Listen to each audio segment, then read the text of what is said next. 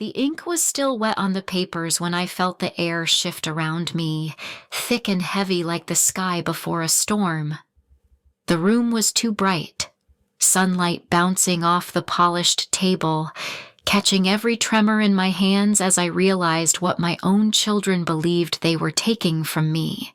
And in that blinding light, surrounded by their practiced smiles, a chill crept up my spine that no grief had ever caused. If you've ever trusted someone only to feel the ground tilt beneath you, subscribe and tell me where you're listening from. Stories like this happen more than we ever admit. I signed my name anyway, knowing exactly what I was doing and exactly what they thought they were winning. That was the moment everything started to unravel. I remember the weight of that pen in my hand, how strangely heavy it felt as I signed those papers. My own children stood around me with smiles that looked warm on the surface, but something in their eyes told a different story. I felt the shift in the room before I even finished writing my name. It was as if the moment I signed, they believed they had stepped into a new kind of authority over me. And the most unsettling part was how comfortable they seemed with that idea. I was still trying to find my footing after losing Michael. The grief sat in my chest like a stone. Every morning felt like waking up in someone else's life, and the silence in our home was louder than anything I had ever heard. I was vulnerable. I knew that. But I never expected my own children to treat that vulnerability as an opening.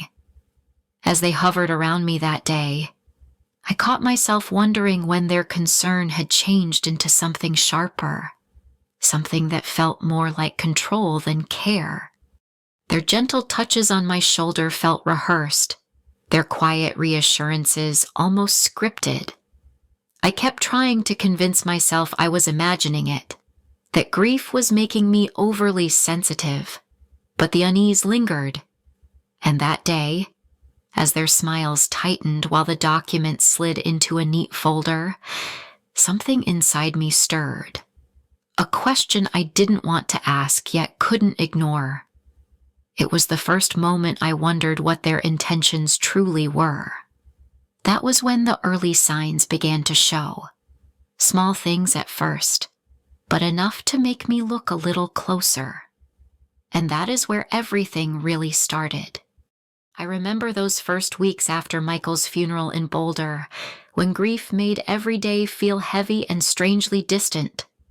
My 3 children tried to fill that space with a kind of attention that looked caring, but something in their timing felt slightly off to me. Emily carried herself like she needed to manage my entire life. Daniel watched me closely as if measuring my reactions, and Mark stepped into responsibilities he had never shown interest in before. At first I told myself they were simply grieving in their own ways, but the overlap in their words started tightening something inside me. They kept repeating the same gentle reminders about how overwhelmed I must be, or how living alone might soon become unsafe. Each one echoing the last almost perfectly. Sometimes I would hear Emily say something in the morning, only to hear Daniel repeat it that afternoon with the same tone and cadence. It was the sameness that unsettled me, as if they were working from a shared script they thought I couldn't recognize. And yet, part of me wanted desperately to believe they were just trying to help, that my grief was making me overly sensitive to patterns that weren't really there. But the more time I spent with them, the more I noticed their glances, their synchronized pauses, the way conversations always circled back to the idea that I needed more support than I admitted. One evening, as we sat in the living room, I sensed all 3 of them settling into a shared seriousness that made my heart tighten in my chest.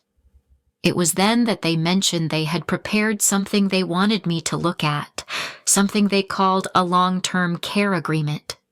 I remember sitting there with a sinking feeling, realizing this wasn't just concern, but the beginning of something more deliberate, something I hadn't yet named, but could feel tightening around me like a slow, intentional pull toward their plans that day.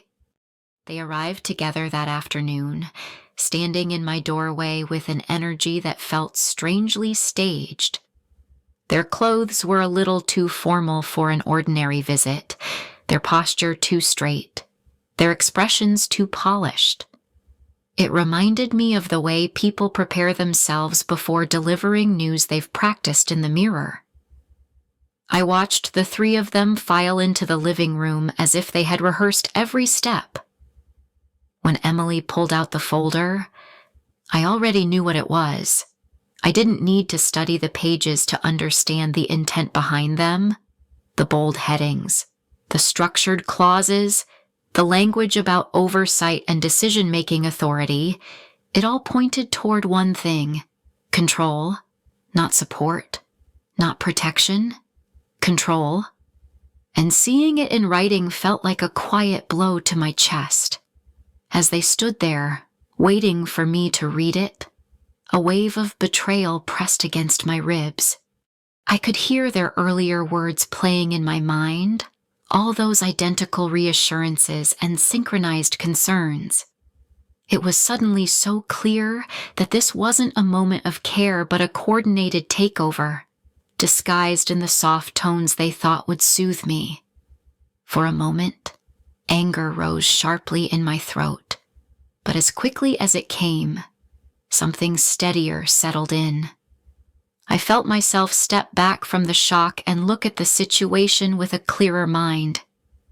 They believed they had backed me into a vulnerable corner, so I picked up the pen and signed. Their relief was immediate. I could feel it ripple through the room, a subtle shift, like they had finally captured what they came for. They thought my quick agreement meant I didn't understand. They thought they had won. But as I handed the papers back, I felt a quiet resolve anchor itself inside me. They had no idea that by signing so easily, I had just opened the door to my own plan, one I had been preparing long before this moment. And that was the turning point. The moment I knew it was time to begin the next phase, gathering my strength, my resources, and everything I needed to take back control.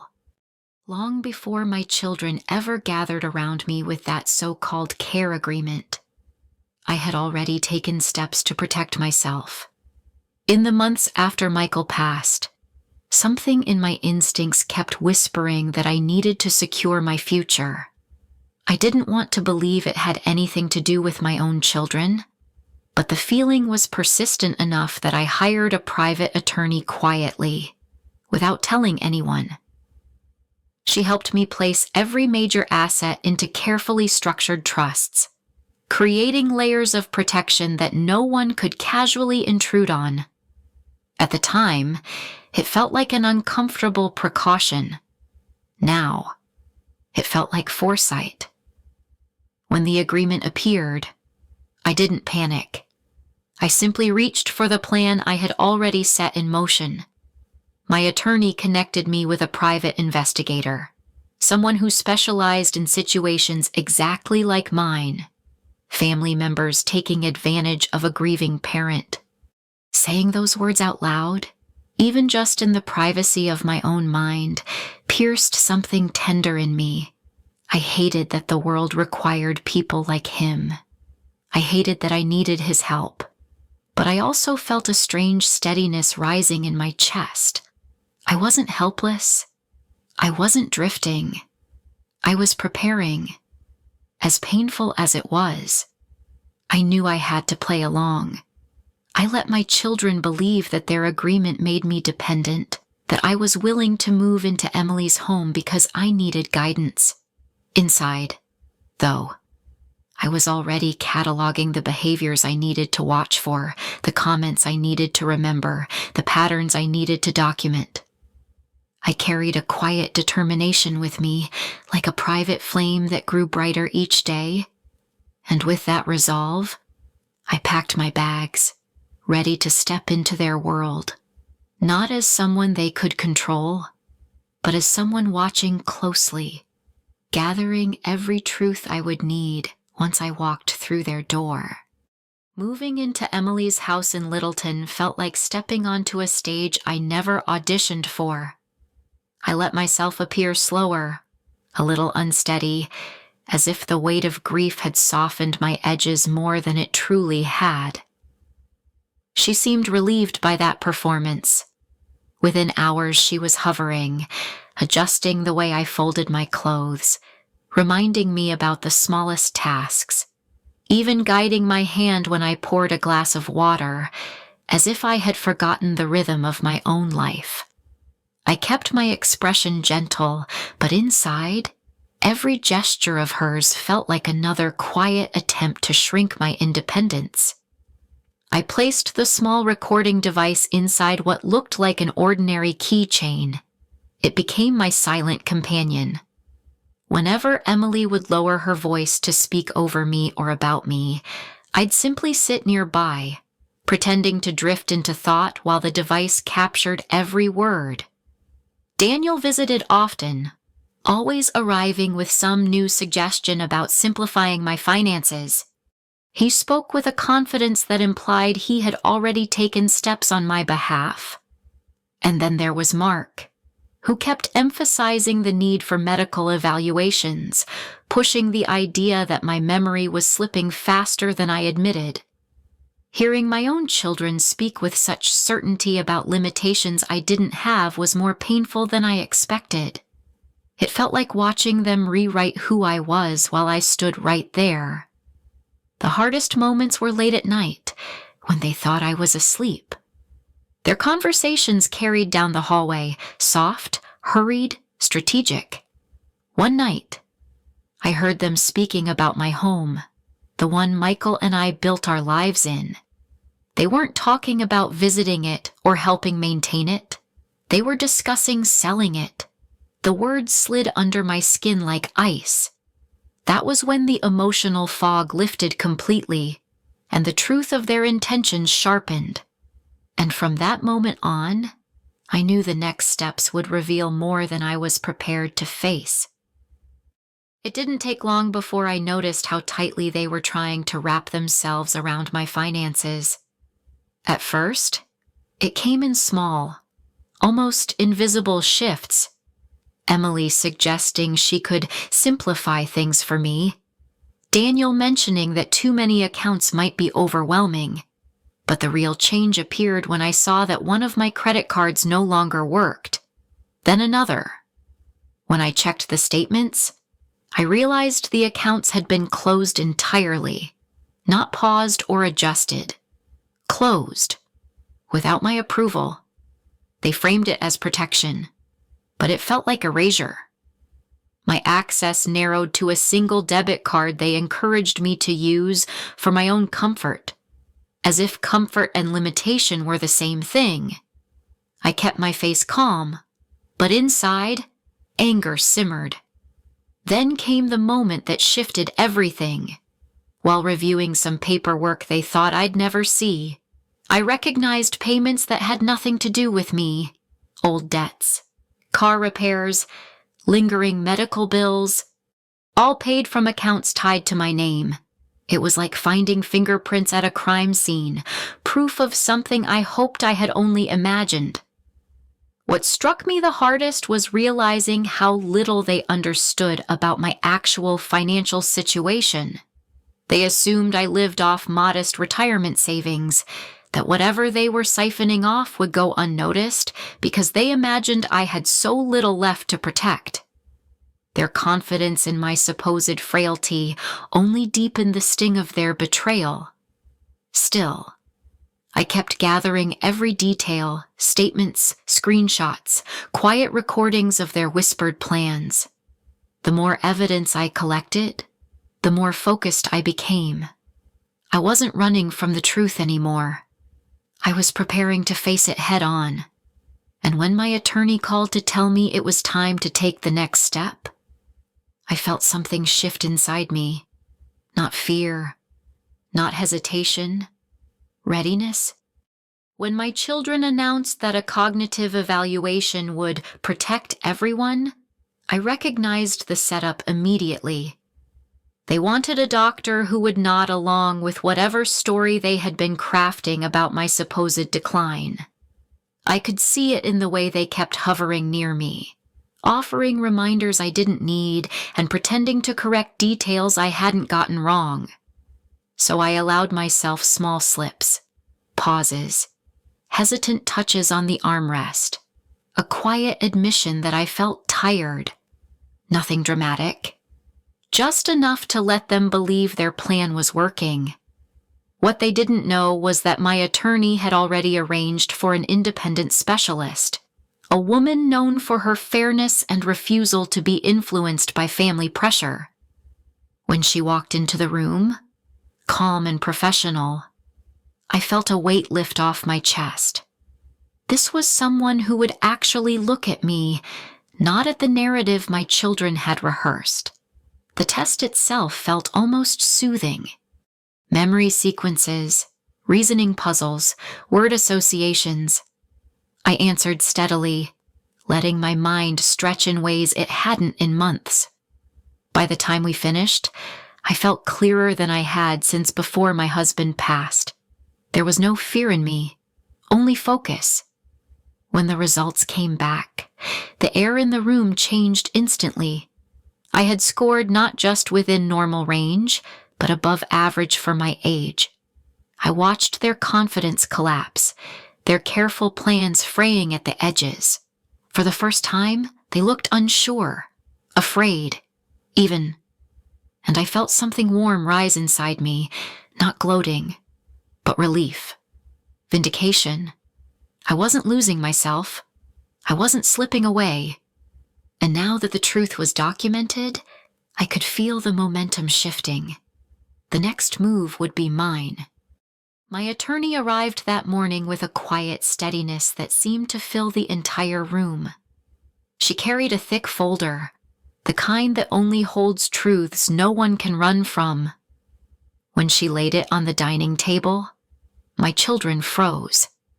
I could almost see the calculations running behind their eyes, all the little schemes unraveling at once.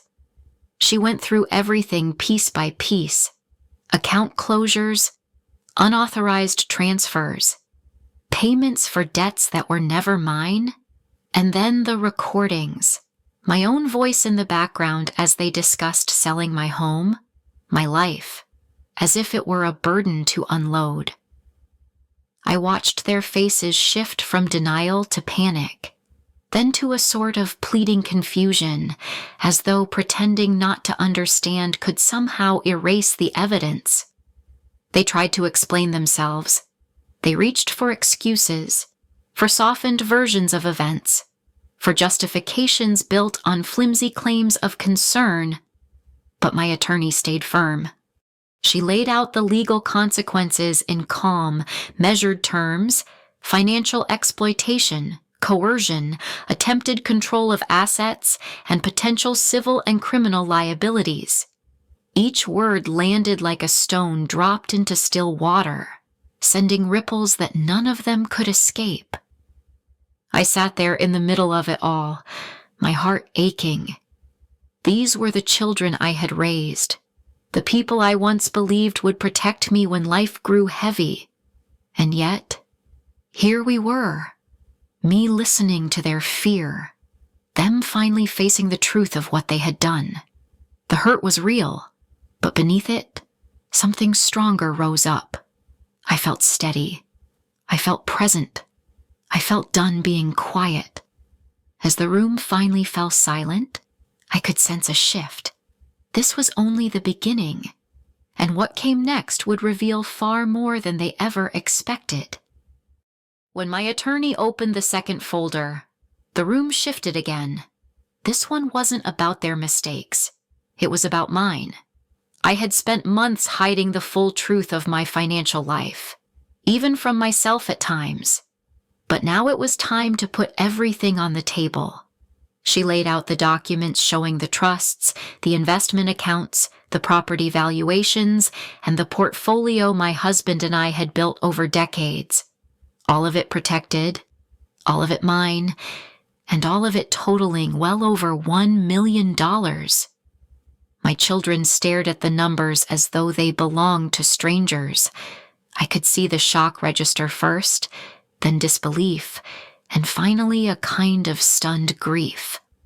They had assumed I was scraping by on retirement checks, that whatever they took would barely be noticed. They never imagined the life their father and I had built quietly, slowly, with discipline and patience. They never imagined how much there was to lose. As I listened to the attorney explain that the assets were secured beyond their reach, I felt something in me settle. But what came next was harder. The final twist I had kept guarded until this exact moment. I told them, calmly, steadily, that they would no longer be part of my estate plans. Not because I wanted revenge, but because I needed to protect myself and honor the life their father and I built. Their faces seemed to collapse in on themselves. Emily's breath caught. Daniel looked away.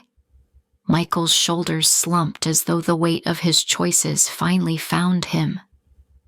My heart hurt as I watched them crumble. But I didn't waver. Sometimes love means letting people face the consequences they tried to hand you first, and soon I would have to explain what those consequences became.